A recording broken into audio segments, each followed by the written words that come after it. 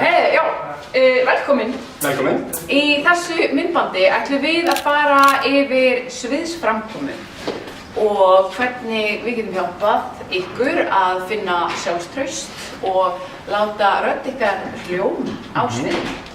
Já, hvort sem þú ert að taka þátt í ljóða slamkeppni eða bara flytja hvað sem er fyrir hvaða hóp sem er, að þá snýst þetta svolítið að svona eignaði sviðið og eiga eitthvað erindi þarna. Og það er kannski það sem við ætlum að fara í gegnum í svona að reyna að hafa hlutana nokkuð skýra og hnýtt miðaða. Einmitt. Alright. Og við ætlum svona að koma með nokkur góð, einföld ráð, en svona góð ráð sem að munu hjálpa ykkur að bara, já. Að rústa þessari keppni. Að rústa þessari keppni. Alright, tekja. Það ekki. Vindum okkur í þetta. Sko, ég myndi segja, fyrsta skrefið er alltaf að undirbúa sig andlega.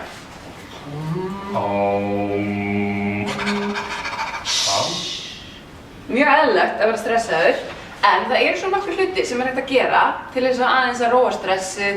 Við kannski náum aðeins að loka augunum og anda rólega inn og frá okkur. Sem að gæti hugsanlega að hjálpa manni að ná aðeins betri ró og þar að leiðandi betri framkomu. Já, algjörlega.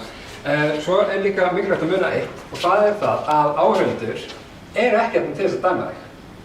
Nú erum við kannski að tala sérstaklega um ljóða slamkeppni, það sem þetta myndar svona hverfist aðeins það, en það má alveg yfirfæra þetta yfir á hvaða svona performance sem er, fyrir hvaða hóp sem er, en grunnatriðið er að áhorfendur eru þarna komnir til þess að hlusta á þig og hafa áhuga á þér og því sem þú hefur fram að færa.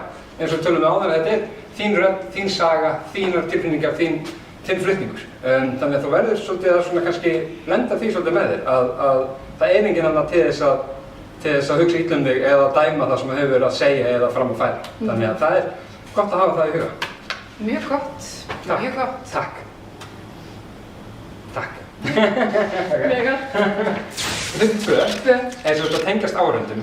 Það er þetta greiðlega mikilvægt í öllum flutningi og kannski allavega ekki síst í ljóðaslammi. Og ein leið til að gera það er að hugsa um áhorfendur sem vini þína.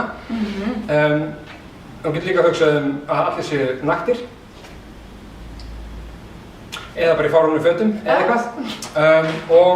En önnur leið er augnsamband. Ég nota það mikið að horfa í augun á hverjum einum og fer eftir hversu margir er í salnum, hversu langan tíma það mun taka að horfa í augun á hverjum einum. En þú getur oft líka bara nelta niður á eina mannesku og flutt ljóðið bara til hennar. En pínur svona saga því hvað þetta er samt, það getur brugðið til beggja vona með þetta. Ég tók þátt í stóri slamkeppni núna í Búdapest fyrir nokkrum árum. Og þar var ég beðinn að flytja eitt ljóð í íslensku og það var þýtt yfir á ungversku og kastaði upp á svona risa skjá sem var svona hérna megin við mig. Og ég hef aldrei nefnt í öðru eins tengingarleysi sem að segja manni hvað augnsamband er í rauninni mikilvægt. Af því að ég var að flytja allan tíman en það var allir að horfa þangað. Og ég var bara, það var eins og ég væri að flytja bara við vegg. Það voru bara engin viðbrögð og ég fékk þá ekkert feedback frá salnum og ljóðið bara féll dautt. Þannig að passa að hvað, láta aldrei þýða fyrir sig. Nei, einmitt. En síðan er líka gott að segja eitt, að ef að augnsamband er eitthvað sem er að trufla og gera það verkum að maður á erfitt með að setja vel í sér, að þá er alltaf hægt líka að horfa út úr salinn og horfa bara hérna aðeins yfir áhorfendur. Það getur líka verið gott. Eða jafnvel finna sér eitthvað einn punkt sem maður bara festir sig algjörlega við og horfi bara á þann punkt og það getur kannski verið óþægilegt ef að það er einhver manneskja en já, þá verður hún bara að færa sig. Hún verður þá bara að færa sig eða þið getið hringt út vin og látið hann setja í salnum. Það verður þetta sniðugt. Og borgunum eitthvað kannski fyrir. Já. Alright. Hluti 3. Næst ætlum við að tala líkamstjáningu og hvernig við getum notað líkamann til góðs á sviði, hvernig við getum látið hann og beðið hann að hjálpa okkur að líta út til að vera með gríðarlegt sjálfstraust. Þá getur verið gott að rétta vel úr sér, opna axlirnar, þannig að þessi greitt aðgengi að öllum tilfinningunum sem þú ætlar að bera fram. Mikilvægt kannski að vera ekki krossaður alveg hérna sko, eða svona í lotinni stöðu, nema það sé bara partur af aktinni, nema það sé bara svona í takt við kannski ljóðið sjálf. En svona, ég segi ég með hendur í vasa, finnst þetta að vera, þú veist, svona stundum finnst þér eins og veitir ekki hvað það er að gera með hendina þinnar, en þú þarft eiginlega ekkert að gera við það, það er enginn að spá í höndunum aðeins. Nei. Þannig að haldið því, líkamsþjálfing skiptir okkur miklu máli. Hreyfingarnar þurfa ekki að vera eitthvað stórar. Það þurfa bara að vera svona í takt við það sem þú ert að segja. Alright. Hluti 4. Tæklaðu mistök með stæl. Mistök, við erum alltaf öll að gera einhver mistök og það er bara... Ekki ég. Það er bara hluti af prógraminu og ef þið lendið í að gera mistök, maður kannski missir að stjórna því sem maður alltaf að segja eða segir eitthvað eins vittlaust, mismælir sig, þá er mikilvægast í þeirri stöðu er bara hvernig maður vinnur úr því. Hvernig maður heldur áfram og lætur mistökin ekki trufla sig. Getur alltaf, sko, þá þú veist að gera bara allir mistök og það er eins og segja hvernig þú vinnur úr þeim. Þá getur alltaf snúað þér í hag og það er sniðrugt og hefur hjálpað mjög mikið gegn tíðina þegar maður er fýbast á orði eða eitthvað eða missir taktinn. Ég hef alveg lent í að blanka sko og bara gleyma það sem ég ætlaði að segja næst, skilur. Það er ekki gaman.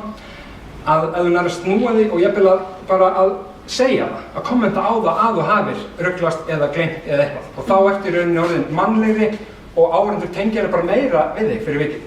Og svo ef þú nærið jafnvel, þegar þú nærið svona sjóa þeirri í þessu, að þá ef þú nærið að snúa þig jafnvel þegar í hag og gera eitthvað fyndið úr því.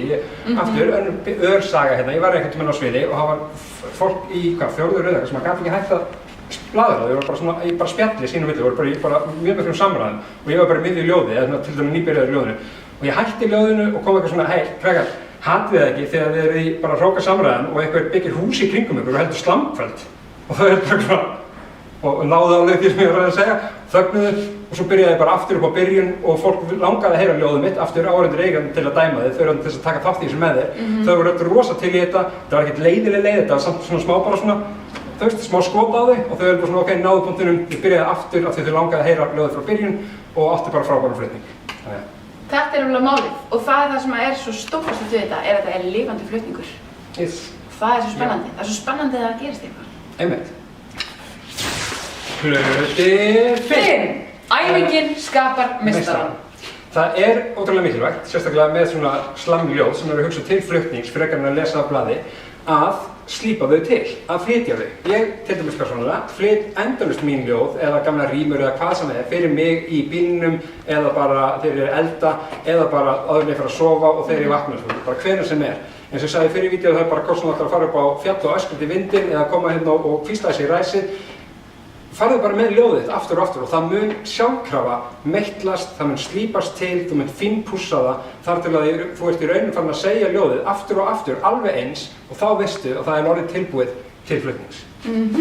Síðan er líka mjög sniðugt að tala við vini eða fjölskyldu, fá að æfa sig í þægilegum aðstæðum, fá að lesa ljóðið fyrir einhvern og fá kannski smá komment eða eitthvað svoleiðis frá einhverjum vinum.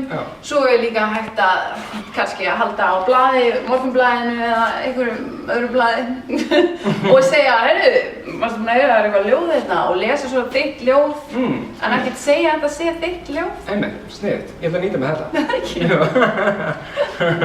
Það er að lesa með mokka. Já, allir ljóðsmenn að lesa mokka. En aftur, einmitt, æfingin skapar meistarann. Það er bara svoleiðis. Að lokum, já. Þá snýst þetta samt alltaf bara þig og þinn flutning.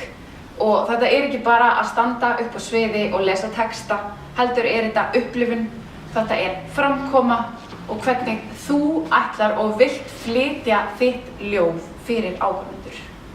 Þetta er þín rödd, þín saga, þín, eins og segir, upplifun, þinn flutningur. Þú mátt gera það á hvern þann hátt sem þú vilt. Þetta hérna myndband er í rauninni bara að impra á svona nokkrum atriðum, ekkert er heilagt, allt er bara flæði og þú finnur bara út úr hvernig þú vilt gera það, finnur þína leið. Þannig að það er mikilvægt í þessu. Við hvetjum til þess að taka þátt í ljóðaslamkeppni Borgarbókasafnsins og sjáum við bara á sviðinu. Klárlega! All right.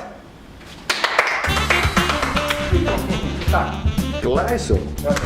Ég smókuð þetta. Það er ekki.